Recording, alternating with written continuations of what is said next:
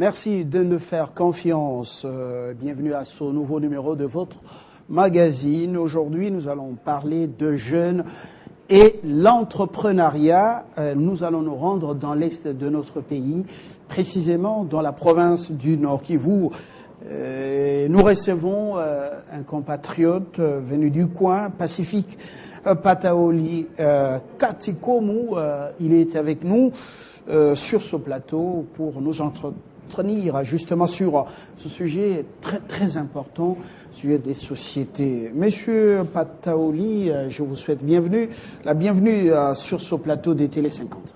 Merci beaucoup, monsieur Fabien.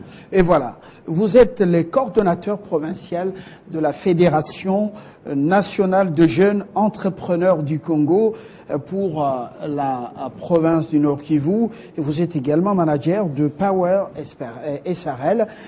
Nous allons aborder avec vous justement ce sujet très important. Quand on parle de l'Est de notre pays, souvent on entend parler des bruits des bottes, on entend parler des crépitements des balles, mais aujourd'hui on parle entrepreneuriat. La toute première question, comment les jeunes du Nord Kivu en général conçoivent-ils l'entrepreneuriat, le secteur dans lequel vous évoluez? Merci beaucoup Fabien pour cette opportunité et pour cette présence à la Télé 50. Par rapport à l'entrepreneuriat et la jeunesse en province du Nord Kivu, je peux toutefois dire que l'entrepreneuriat est une valeur très ajoutée dans cette province. Et en plus, même pour la République démocratique du Congo, cette culture d'entrepreneuriat, c'est une culture qui n'avait pas existé depuis lors, mais maintenant que nous sommes en train de l'inculquer, de sensibiliser la jeunesse du Nord Kivu en particulier, et d'ailleurs d'essayer en général à travers la Fédération de jeunes entrepreneurs, c'est devenu une grande image, une grandeur qui attire toute la jeunesse. C'est toute la jeunesse qui veut créer l'emploi au lieu de demander l'emploi.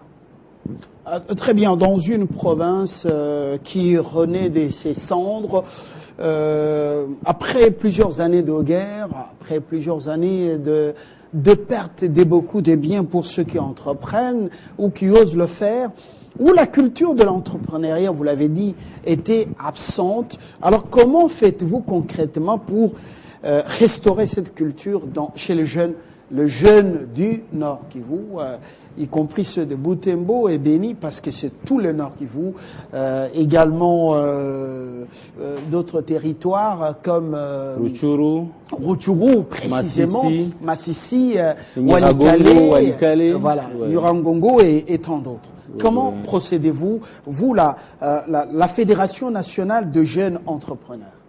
Nous sommes aujourd'hui, je peux dire, les catalyseurs de la jeunesse à l'Est et au Nord Kivu en particulier. Parce que la jeunesse était vraiment éparpillée, chacun avait ses objectifs, chacun avait ses rêves, et ils avaient des visions éparpillées. Depuis lors que nous avons mis cette plateforme en marche, nous sommes parvenus à réunir une grande partie de la jeunesse par la sensibilisation, effectivement. Oui. Et cette sensibilisation permet à faire comprendre à cette jeunesse quel est le bien fondé de l'entrepreneuriat, quel est le bien fondé de l'autoprise en charge. Étant donné que la jeunesse du Nord Kivu, d'abord, à part les atrocités de guerre, à part tout ce que nous avons vécu, ils ont d'abord cette culture née d'entreprendre. Et donc, nous y allons par de séminaires, par de formations, nous organisons des salons de petits déjeuners d'affaires, nous organisons des cafés d'affaires, où nous avons le temps de partager des expériences. Nous avons un moment où nous partageons des expériences avec des grandes personnalités qui ont excellé dans l'entrepreneuriat dans la région. Et en ces moments-là, il y a une motivation qui vient dans les chefs de ces jeunes. Justement, la réalisation très dynamique et puis pleine d'initiatives. On pourra voir un peu les images de cette vie dynamique, cette vie chaude à Bukavu, plutôt dans la ville de Goma, dans l'est de la République, et même à Butembo et Beni. On pourra voir quelques images en passant. même si ce n'était pas signalé. Alors, l'entrepreneuriat est très hostile à la guerre, au bruit des bottes, également au crépitement des balles. Alors, comment faites-vous pour remettre le jeune en confiance? Eux qui ont vu leurs affaires pillées, par moments emportées par les groupes armés, les Maïmaï, Yakotumba, Yakokalinga, Chetani, et tant d'autres, Mazembe, les FDLR, les ADF, et même M23, CNDP, RCD Goma. Alors, on en connaît autant, ça vient du journaliste, ça ne vient pas de vous. Alors, comment faites-vous pour remettre ces jeunes ou ces entrepreneurs qui sont pour la plupart des jeunes en confiance afin qu'ils soient sur place et qu'ils entreprennent? Beaucoup, vous vous souvenez, avaient quitté l'Est pour Kinshasa ou d'autres provinces voisines. Je commence par l'exode rural. Oui. Le fait que les gens, le jeune, je vais préciser, viennent des zones rurales pour venir dans la ville, déjà cet exode permet une instabilité des affaires. Parce que tous les produits de première nécessité viennent de l'intérieur. Et quand ça entre pour la gestion de ce produit, l'entrepreneuriat et l'organisation, ça devient une affaire très difficile et ça manque de stabilité. Aussi, mis à part cela, comme vous l'avez mentionné, nous ne pouvons pas faire les affaires dans un climat où il y a la guerre, dans un climat où il y a l'instabilité. Mais au fur et à mesure, parce que je me rappelle, ça fait à peu près deux décennies que l'Est de la RDC est dans l'instabilité, mais depuis un temps, avec le concours de nos autorités, nous sommes en train de sentir une petite amélioration. Et cette amélioration, nous saluons le concours des autorités, du chef de l'État qui est en train de faire tout pour les dialogues, pour tout ce qu'il est en train de faire pour ramener les gens à la table des négociations, qui permettrait un bon climat d'affaires.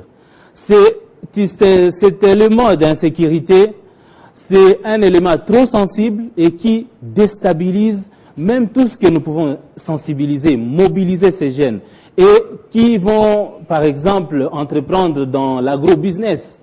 C'est un exemple. Ouais. Ils vont faire l'agriculture. Nous avons, par exemple, un jeune qui est en train de faire l'agriculture de cacao à Beni. Et il a une difficulté, c'est d'accéder dans son champ. Comment il peut accéder? Comment cultiver? Comment? Alors que des groupes, des civiques et même des étrangers débarquent pour donner la mort. De quelle manière? La mort macabre. Et ça, c'est un élément qui défavorise l'entrepreneuriat local. Beni Boutembo, ce sont des jeunes dynamiques, ils sont dans la culture de haricots, dans la culture de la pomme de terre, et ils ont le commerce également dans le sang. Je parle aussi des investisseurs. Oui. Nous pouvons avoir des investisseurs, parce que des fois nous faisons des roadshows, nous allons dans le pays voisin, nous envoyons des mails par-ci par-là, nous venons même ici à Kinshasa pour échanger d'un partenariat fort entre nos partenaires, dont nos investisseurs, et la province du Nord Kivu. Cette province qui est dans cette situation, même l'investisseur aura peur d'investir son argent pour la province. Très bien dit, la ville de Goma et plusieurs centres-villes de cette province sont dynamiques. Alors, quel est l'apport de jeunes à cette renaissance quand on débarque à Goma, à Butembo, à Beni et dans d'autres centres-villes environnants? Eh bien, on sent que la vie y est. On sent que les maisons poussent des terres et surtout, on sent qu'on est dans un pays qui vit avec le climat, qui est d'ailleurs un élément déclencheur. Alors, les jeunes sont-ils réellement très présents dans les affaires comme par le passé? Oui, depuis que la fédération, depuis que nous avons mis la main dans la pâte, dans la sensibilisation, dans la mobilisation de ces jeunes, vous allez constater, si vous arrivez à Goma aujourd'hui, que ce sont les jeunes qui sont dans les affaires. Ce sont les jeunes qui sont en train de construire, ce sont les jeunes qui sont partout en train de voir, de construire un avenir pour cette province. C'est la jeunesse. Et si vous analysez bien, vous arrivez, même de loin, vous allez sentir que c'est le son de la jeunesse qui est en train de retentir. Vous avez parlé de la culture du cacao. Nous avons une terre très fertile. la preuve en est que la province, l'ancienne province de l'Équateur, la grande, avait, avait passé pour une province pilote dans la culture du cacao. On a fait une belle histoire dans ce domaine. Et le jeune, est-ce qu'il a fait des progrès avant l'insécurité qui s'est fait inviter dans cette partie du pays? Mis à part, Vous l'avez déjà visité. Oui, Quelles oui. sont ses ambitions? Cultiver seulement et puis exporter? Qu'est-ce qu'il compte faire? C'est un jeune qui a un business plan très bien fait. Et sa vision, c'est de produire les cacao du Kivu. C'est ça la vision de ces jeunes. Et comment produire ces cacao? Lui, déjà, il a déjà un champ, il a déjà planté, il a déjà fait l'essentiel qu'il pouvait faire. Alors, nous avons besoin aussi de résoudre notre problème, qui est un problème de capitaux. Nous avons besoin des capitaux, des crédits pour permettre à ces jeunes de s'épanouir et de réaliser son projet ou sa vision pour la RDC en général, mais aussi pour la province du Nord Kivu en particulier. Alors, business, oui, entreprendre, oui, mais est-ce que ça se fait accompagner d'un patriotisme? Vous connaissez les difficultés auxquelles nous avons affaire, nous faisons face. Vous connaissez comment notre pays est convoité. Vous connaissez comment on a souffert, justement. Est-ce que les jeunes qui entreprennent, est-ce qu'ils aiment, ils sont très attachés à leur pays? Ils sont très attachés à leur coin, le Nord Kivu, le Sud Kivu, par exemple. On sait que je sache, après tout ce que nous avons vécu, à l'Est, en particulier, je parle du Nord Kivu, chose qu'on ne peut pas quand même se voiler la face avec l'histoire des Béni, que vous savez très bien. Je peux confirmer et affirmer que nous avons des jeunes patriotes dans la fédération. Et nous appelons toute la jeunesse à aimer le pays.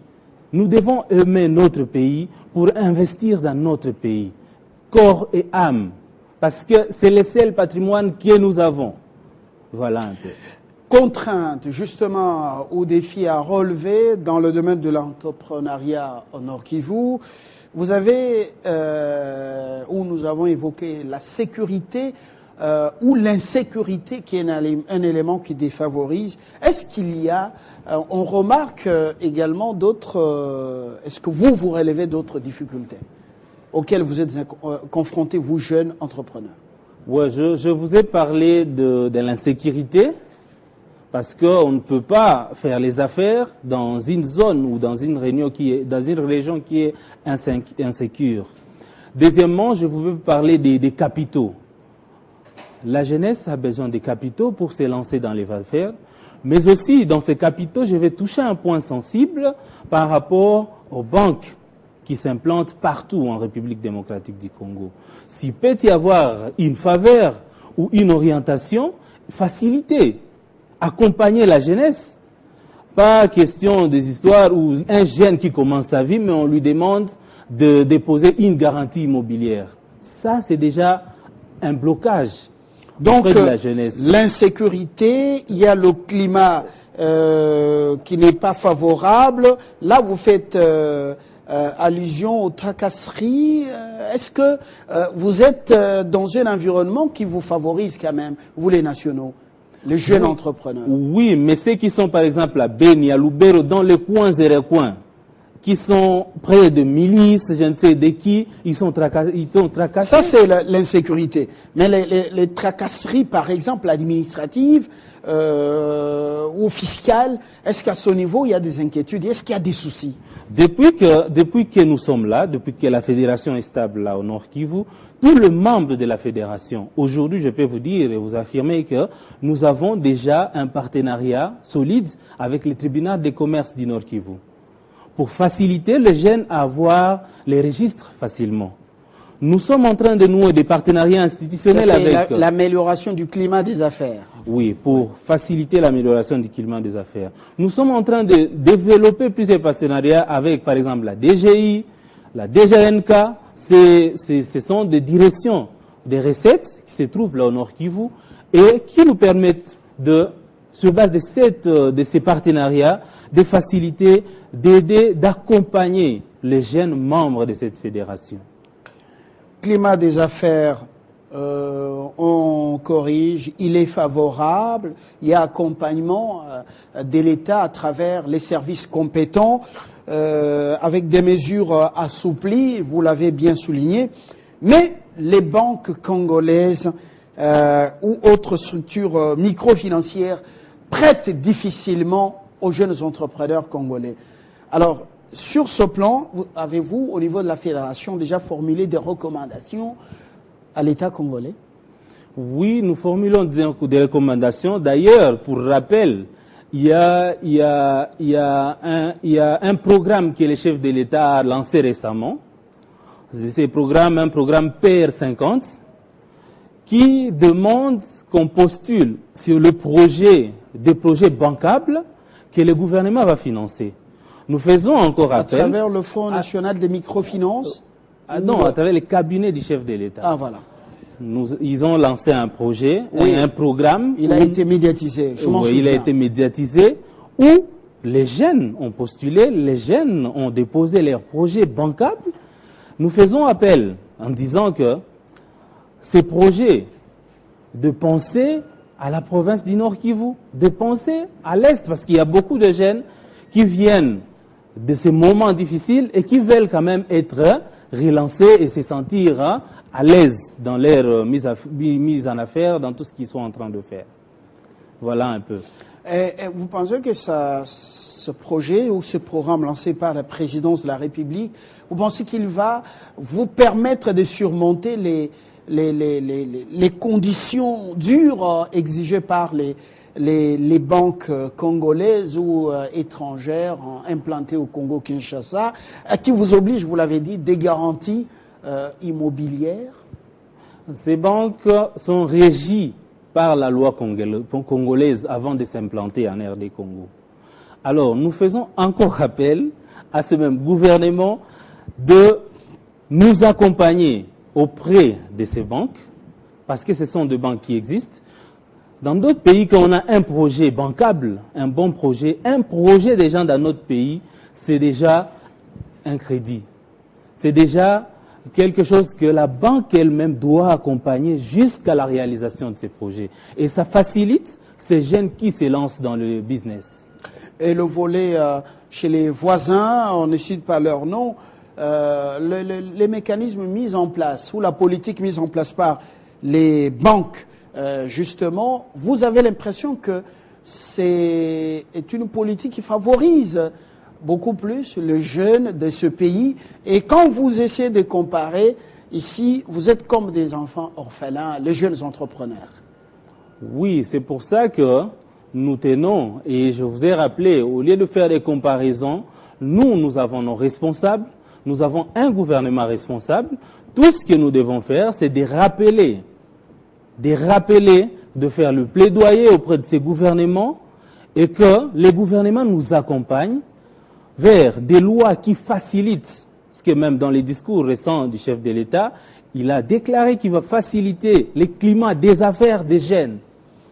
Il a fait des recommandations au Parlement pour le vote d'une loi sur la sous-traitance, de manière à ce que ces multinationales puissent également passer par vous, les Congolais, au lieu qu'ils recourent à leurs frères venus des pays, leur pays d'origine. Voilà. Effectivement. C'est quand même une bonne chose. Alors, le génie créateur est-il encouragé? Ceux qui fabriquent des véhicules, qui inventent des moteurs, des logiciels, comme le Congo a aujourd'hui beaucoup de jeunes surdoués, est-ce que c'est encouragé dans la province?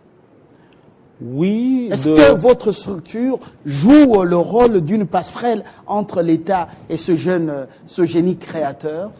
Oui, depuis que nous sommes là, nous sommes en train de faciliter ces génies créateurs. Comme par exemple, je vais vous donner un exemple d'un produit qui existe ici à Kinshasa, qu'on nous a proposé à Goma et que nous sommes en train de lancer avec le ministère provincial de l'éducation au Nord Kivu.